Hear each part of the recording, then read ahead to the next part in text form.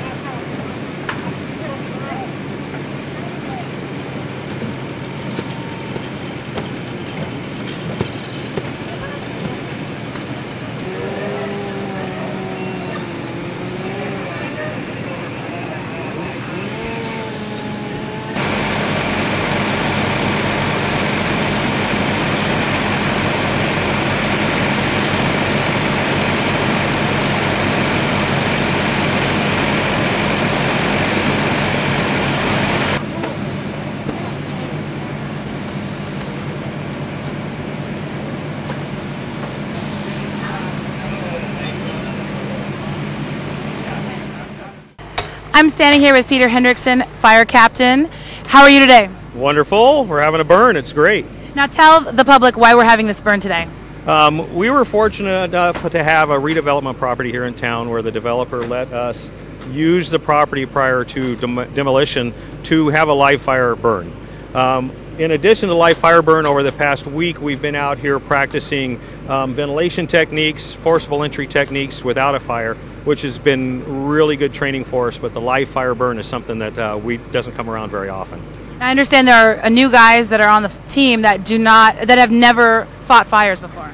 Well, a real one. Well, every fire that we light is real, but in a real building like this, there are lots of things that happen that don't happen in our normal training operations, in our burn boxes, in our tower. So this is a really special time that you can do this. It's very good training. We have captains that have been on fires before. We have new guys that haven't. We're able to light a fire in a room in a semi-controlled environment, let it build up and burn the way it would burn in a normal building, and the captains are able to take their men in and work on techniques that help mitigate fire damage and put out the fire. What type of fire drills are there going on today? Like, I know there's from maybe... Well, we're using every type of operation we have. We use forcible entry to get in. We will use engine companies using extinguishment. We have the truck company going on the roof, ventilation drills, cutting holes in the roof. We also have ventilation coming from the side, so they're using their fans to ventilate, which all provides a better environment for us to get in and fight the fire.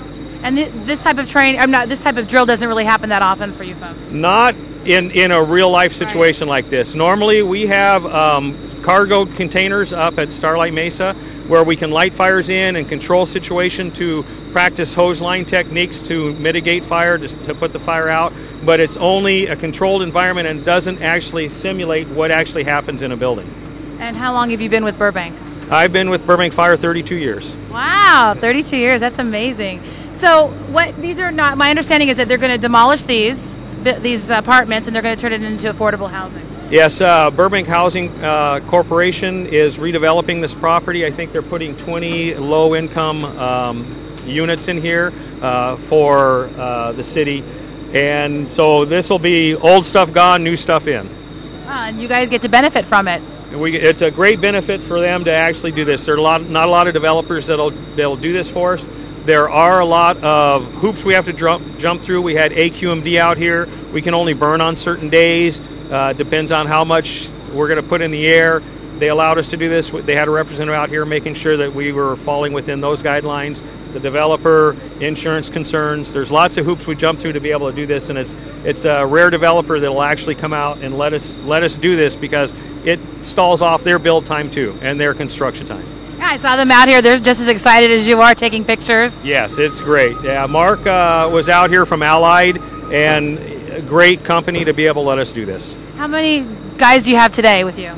Right now at this drill we have 3 engines, 1 truck, and we have 2 RAs, and there's 4 men per rig, and that's our normal response to a fire. This afternoon the other half of the city, the other 3 engines and 1 truck will be out here to do the same thing. Oh, great. Yes. Well, thank you so much for your time and letting us stand here and watch you demonstrate. Well, I appreciate you guys come out and document what we do. We appreciate this. And we're big supporters of our fire department. Thank you very much. Thank you. I'm standing here with Captain Tony Sofa and Judith Arandes. Judith, so this is your project, basically. This is Burbank Housing Corporation's project, and we hope that in a year we will have 20 brand new units of affordable rental housing here. In the meantime, this has been a great opportunity to work with the fire department and also the police department to offer what we think is a unique opportunity for drills and exercises and situations that I don't think come that often to them. So we're really happy to have been a part of this. And Captain, I understand you're the one who put all this together?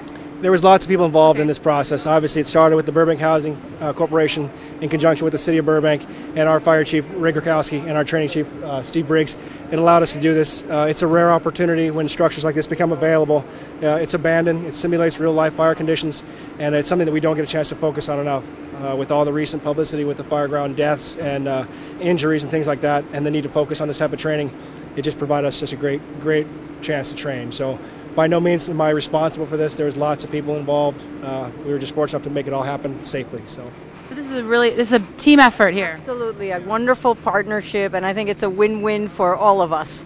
So just to give the public a better idea, there were 4 lots that were adjacent, and now they're going to be demolished and turned into 20. There's going to be 20 brand new units with subterranean parking, and they're all going to be affordable rentals. So then the city, they contacted you? Is that how it worked? Actually, the property came on the market, and when we came and saw it, we saw it was a wonderful opportunity for a development, and that's what we do. And the city funded us in order for us to acquire and construct and newly construct this. So again, there's always been the same partnership with the Burbank Housing Corporation and the Burbank Redevelopment Agency, and now we got a lot of other departments in the act and having fun. And you're a nonprofit. Burbank Housing Corporation is a nonprofit, and that is our mission, to provide affordable housing opportunities. So how did you folks come up with the idea of coming here to have your drills? Well, this isn't actually the first opportunity. About 6 months prior, with Judith's help, we had the opportunity to train on some other properties over on Grismer. Elliott, correct. Yeah. And at that time, we kind of identified, the value of this type of training and how could we take it to the next step. So it was just a timely, availability of the property. And there's a lot of legwork and a lot of hard work goes into this. And obviously, there's plenty of people to support this action. It wasn't just Judith and myself, Ross Young with the city department, and all administrative, our training chief. So, it doesn't take much effort to look in the newspaper and see firemen getting killed and injured all the time. And reduction of staffing, reduction of budget, the need for this type of training is constant. So it was just an opportunity that we couldn't afford to miss. So you're basically saving lives because they're getting better training. I sure hope so. Well, thank you both for your time. I really appreciate it. Thank you so much. Thank you. Thank you. Thank you for your time. I'm standing here with 2 new probationary firefighters. Congratulations. Thank you. Tell me your names. My name is Tom Berry. And you are? Justin Searcy. So what did you think of today's drill? It was a lot better doing it on actual live structure. A lot more realistic, more heat. It's best training that we've had so far. And what do you think? I definitely agree with him. It's a little more realistic, just because the actual structure can burn. In our training facility, it's mostly made out of cement, so only the pile can burn. Here, a little more extension up into the attic and into the walls. A lot more work. Was it pretty intimidating? It wasn't. Just I think our training prepared us for it, and they kind of talked us through what's gonna happen. And just because it's a training environment, we kind of knew where the fire was going to be. It was a good learning experience. And how many fires did you fight today? We did 2 overall. And how long have you been on the force? We've been on for 4 months now. And the same 4 months. Same. And when did you complete your graduation? Graduated in end of June. End of June. Congratulations. Thank you. I understand you're a Marine? Yes. Yeah, how many years did you serve? 4 years. 4 years. Wow, that's great. So you've got a nice resume. Well, are you from Burbank, both of you? Not from Burbank, I'm from the Valley, so I live a couple miles away, so pretty local. You're local, and you? I grew up in Camarillo, and I was in Northern California before here and wanted to move back so my family could be closer to where my kids are. So. Yeah. Well, we're really lucky to have you both. Thank you very much. Thank you so much for your time today. Thank you. You're welcome. I'm standing here with Chief Briggs. How are you today? I'm fine, thank you. So you're the training officer. I'm the training officer for the Burbank Fire Department, correct. So what do you think about today's event? I think this is a rare opportunity that we were able to take advantage of. We train a lot at our training center, and it's built to burn, and this is an actual structure that was occupied up until a couple weeks ago, and we've gone into all the abatements for toxins and asbestos and whatnot, and we were able to luckily burn here and provide all our crews with a valuable training opportunity. So why is it so different than being at the tower? Well, the tower is all concrete, okay. So it's built to burn. So we can light fire in it all day long, and we know where it's going to go and what it's going to do. In a building like this, it's an actual tenable structure.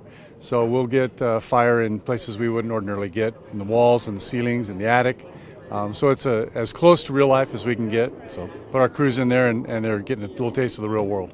And Chief Hendrickson showed us the infrared lighting thing. Right, the thermal imager. Yes, what is that? Yeah, that's actually a brand new piece of equipment that we acquired through grant money that enables us to look at a fire through that camera, and it gives us a heat signature. So it detects hot and cold, but it will give off a lighter signature for something that's hot. So you go inside, as you saw, we've got smoke down to the floor, so you don't have any visibility. And you use that thermal imager, you can actually see inside, see where the fire is, see where the heat is, and then attack the base of the fire. So you can also see people outlines. You can, not in a room full of heat, because it does give off the heat, the hottest signature. But yeah, if we're doing a rescue, it's an invaluable tool. We can make ingress into a building, and use that thermal imager to search a room much more efficiently and quickly than if we were just doing it visually. So how do you think you guys did today? Oh, they're fantastic. This was our 9th and 10th burn. We have 2 more this afternoon, and I've gotten nothing but great feedback. Like I said, it's invaluable training, and nothing like as close to real world as we can get. So. Wow. Yeah. Well, thank you so much for your time. Oh, you're welcome. Thanks for being here. Yeah, thank you. Well, after today's burn, these lots will be demolished, and in its place will be a really beautiful, low-income, affordable housing unit, 17 units, brand new, finished by January 2013. So we want to thank the Housing Department. We want to thank the Burbank Fire Department for allowing us to be here today and share their stories. And with that, I'm signing off. This is Deborah Dodge with BurbankNBeyond.com. So that's the